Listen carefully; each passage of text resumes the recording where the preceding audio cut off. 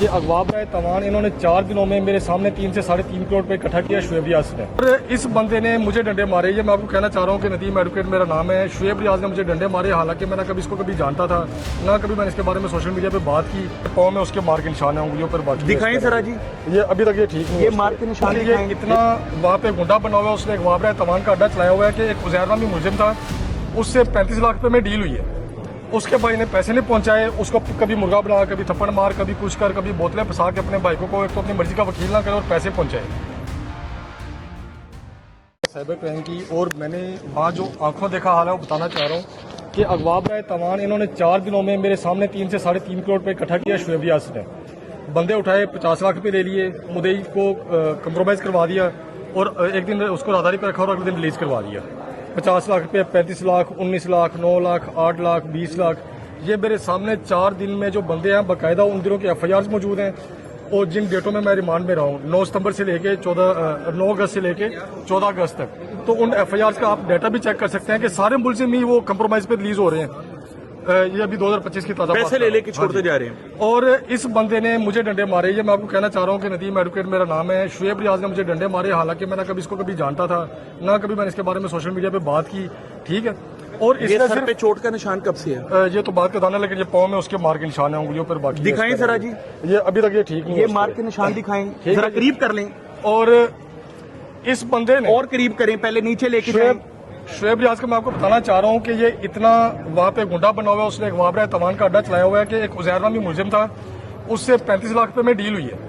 उसके भाई ने पैसे नहीं पहुंचाए, उसको कभी मुर्गा बना, कभी थप्पड़ मार, कभी कुछ कर, कभी बोतलें फंसा के अपने भाइयों को एक तो अपनी मर्जी का वकील ना करे और पैसे पहुंचाए। उसके भाई ने पैसे नहीं पहुंचाए। फंसाना क्या होता है? किसमें? बोतलें ऐसे फंसा के तो मतलब बहुत बड़ा थक जाता है कि और फिर बैठने नहीं देते।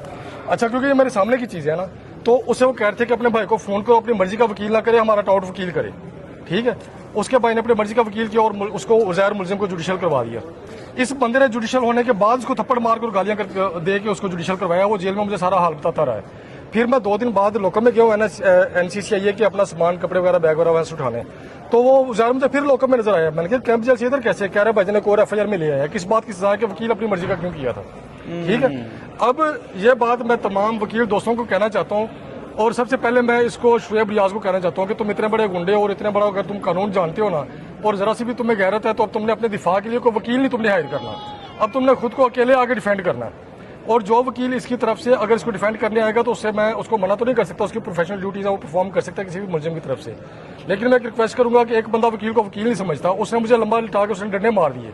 ठीक है, तो उसको कोई हक नहीं पहुंचता कि अपने दिफा के लिए फिर किसी वकील को अपने साथ उसका अपना कौंसल को मुकर्रर करे किसी को। ठीक है, वो फिर खुद है। और शुएब रियाज साहब देखें, हम इस वक्त वकील है और हमारा काम है मुल्ज़िमों सॉरी आम आवाम को जिसपे किसी पे झूठा इल्जाम है उनको तहफ़्फ़ुज़ देना। ठीक है, आप हर बंदे के साथ बदमाशी करते हैं और बंदा आपसे तंग होकर हमारे पास आता है। अगर आप हमारे साथ बदमाशी करेंगे और हम चुप कर जाएंगे तो आवाम किसके पास जाएगी?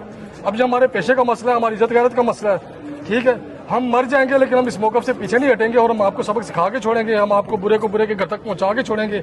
और आप तब तक आपके हाथ में इख्तियार है ना जब तक आप NCCIA में बैठे हुए हैं। और अच्छा, एक बहुत इंपॉर्टेंट बात मैं कहना चाह रहा हूँ, इसके दफ्तर के बाहर अभी FIA के लगा हुआ है प्लेट, FIA असिस्टेंट डायरेक्टर और साइबर क्राइम सेंटर, हालांकि ये FIA से अलग हो चुके हुए हैं।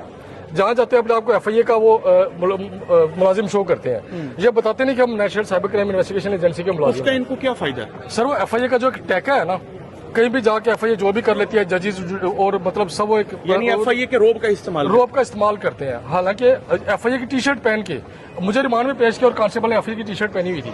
मैंने जज साहब को कहा कि ये देखें, ये FIA की टी-शर्ट इसने पहनी है। FIA किससे क्या लिंक है? अभी यूनिफॉर्म नहीं अनाउंस हुई तो अपने सादा कपड़ों में आ जाए। NCCIA ने गिरफ्तार किया, यूनिफॉर्म क्या बगैर आ जाए? अगर यूनिफॉर्म नहीं गवर्नमेंट ने अनाउंस की, FIA की टी-शर्ट पहन के खुद को FIA का, अब वहाँ मेरा मेडिकल करने गया मुंशी अस्पताल में। और ये नदीम भाई को मैं 2020 से जानता हूँ, गालबन 2018 से। इन्होंने जाली बुकला की तहरीक भी चलाई थी, मेरे सामने इन्होंने जेल काटी, इनका लाइसेंस सस्पेंड हुआ। और नदीम साहब बड़े अच्छे वकील हैं, रावलपिंडी में भी बुकला का बड़ा साथ देते थे। इन्होंने जब भी आवाज उठाई मजलूम के लिए उठाई है।